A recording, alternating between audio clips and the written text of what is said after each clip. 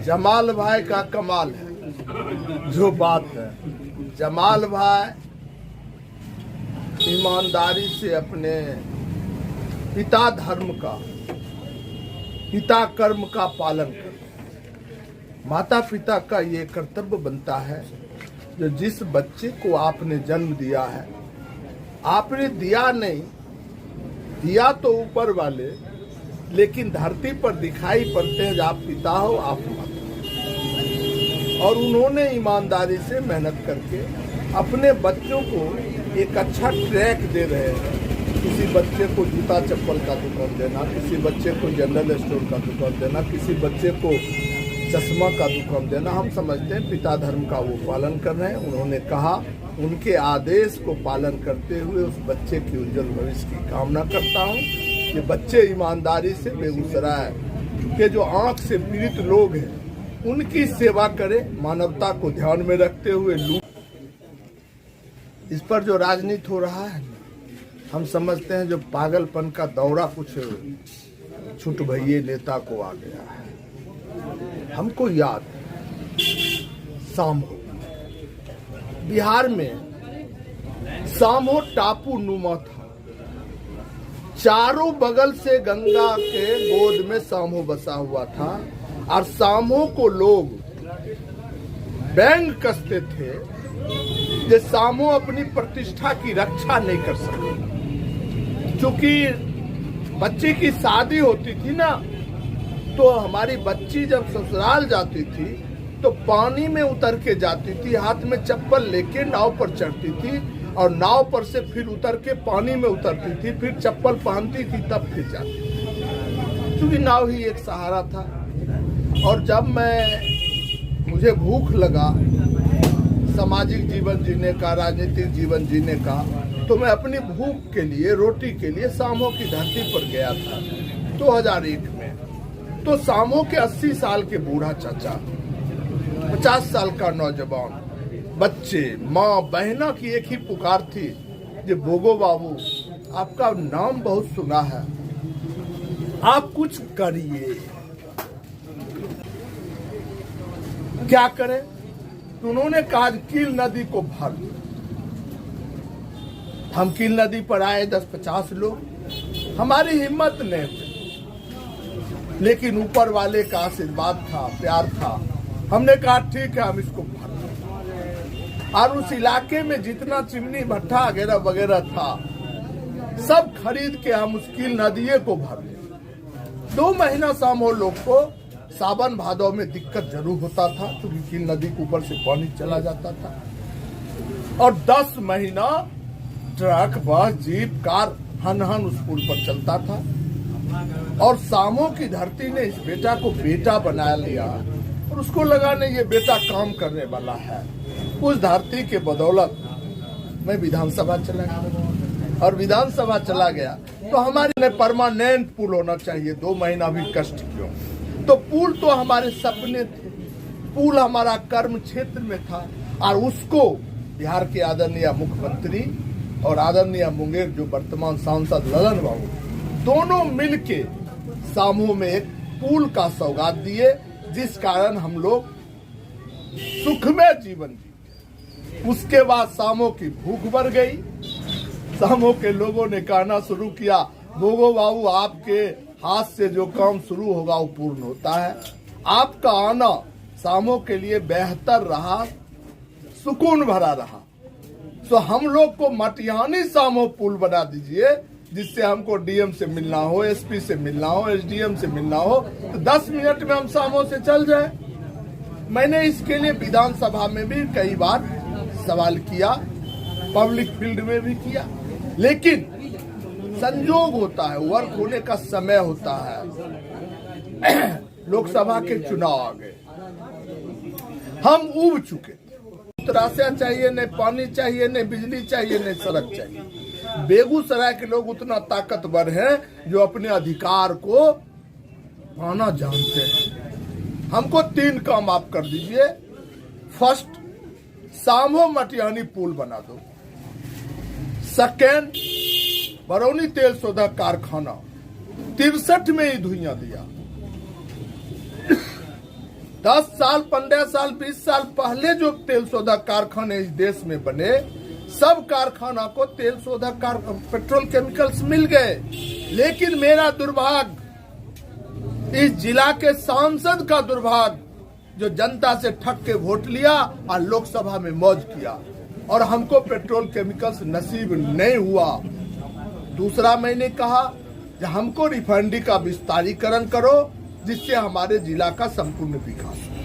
और तीसरा मैंने कहा, न जाति हो, न धर्म हो, न क्षेत्रवाद हो, बेगूसराय का मान सम्मान और बेटा बन के आप बेगूसराय की सेवा करें। यही 3 मेरे डिमांड थे। होते होते हम व्यक्तिगत रूप से उब चुके थे, लेकिन हम अकेले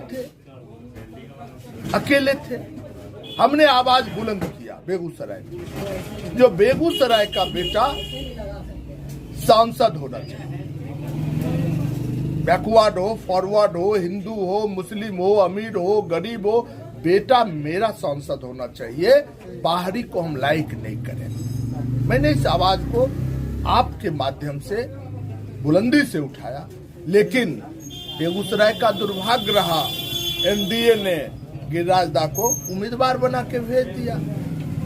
तो हमारे सामने एक यह सवाल था, अब मैं क्या करूं? उनका नॉमिनेशन था, हम नॉमिनेशन में गए हुए थे। देश के प्रदेश के एनडीए के नेता लोग उस नॉमिनेशन में आए हुए थे। मैंने 3 सवाल किया। मैंने कहा था, जो जीवन में हम किसी सांसद का प्रचार नहीं करें, ये मेरा फर्स्ट और लास्ट प्रचार। वे बड़ा जिद्दी नेचर और कठोर निर्णय लेते हैं। मैंने कहा, मेरी बात सुन लीजिए, बेगुल राकेश देगा। आप गिरिराज दा को 4 लाख से अधिक मतों से जिता के भेज दीजिए। बेगूसराय की मिट्टी के आशीर्वाद, ऊपर वाले के मिट्टी के आशीर्वाद से यहाँ के भगवान मतदाता मालिक हमारे 4 लाख प्लस से गिरिराज दा को भेज दिए। हम यही समझते हैं, उस पुल के सपने भोगो देखा, और उस सपने को सामो के लोगों ने मुझे दिखाया, और उस पुल का परवरिश आदरणीय राकेश बाबू कर रहे हैं, जिस बात की हमें बहुत खुशी है। कल लिखल लोग नहीं है, हम तो गांव घर में बोटो सीखे हैं। अब रेहू किसको कहते हैं, केतु किसको कहते हैं, आप पत्रकार हो तो उन्हीं से पूछता जी, रेहू किसको कहते हैं, केतु किसको कहते हैं। हम उनका जवाब कैसे दें? जो तुम मेरे मुंह में उंगली दे के रेहू और केतु घुसा रहा है, हम जवाब कैसे देंगे? वो किन पर इशारा कर रहे हैं, क्या बोल रहे हैं, क्या नहीं बोल रहे हैं, ये वही बताएंगे। लेकिन मैं ये सिर्फ ये जानता हूं, जो सामो से पुल हवाई मार्ग से आएगा क्या, जमी पे आएगा नहीं। गंगा का जो पेट है, जो क्षेत्रफल है, उसमें पुल बनेंगे पानी के ऊपर से, और उसके बाद तो उस पुल को जमीन पर उतरना ही होगा।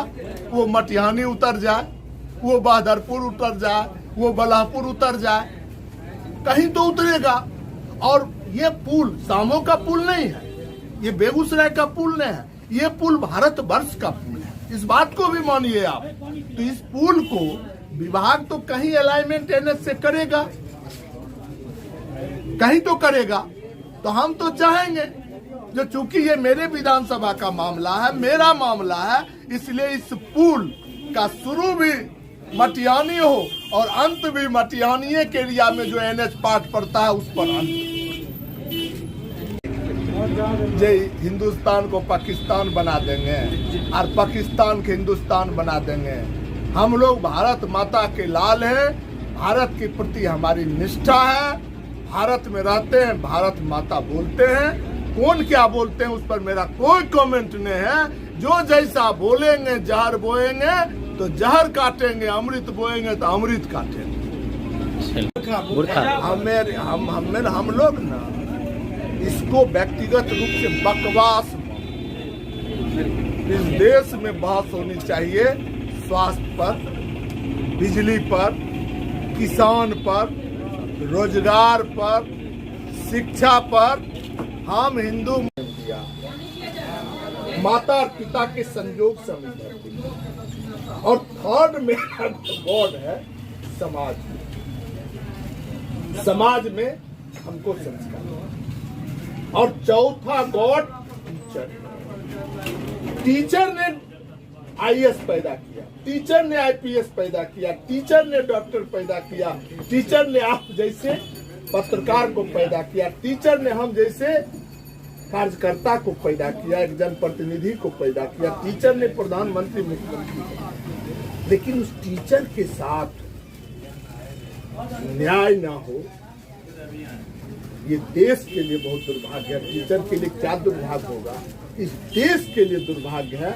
इस देश के नए पौधे जो प्राथमिक विद्यालय में है, हायर सेकेंडरी में है, जो कॉलेज में है, जो यूनिवर्सिटी में है, उस बच्चों के लिए दुर्भाग्य है। तो मेरा आग्रह होगा, जो टीचर्स से सिर्फ शिक्षण कार्य ही लिया जाए। अब गाय गनेगा मास्टर, भैंस गनेगा मास्टर, मुर्गी गिनेगा मास्टर, दारू खोजेगा मास्टर, तो भैया सब काम जब मास्टर करेगा तो क्या टेंशन है। विद्यालय को भी निजीकरण कर दो।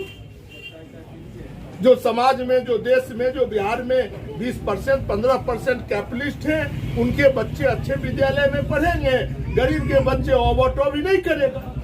निजीकरण कर दो, झंझटें खत्म। अपने भविष्य को संवारें आशा कंसल्टेंट के विभिन्न पाठ्यक्रमों के साथ BTech, BPT, BMLT, DMLT, B pharma, BSc nursing, hospital management, ANM, GNM, BCA, BBA, MCA, MBA सहित कई पाठ्यक्रम उपलब्ध।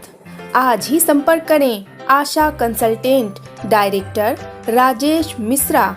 Contact number 9334450571 8271983282।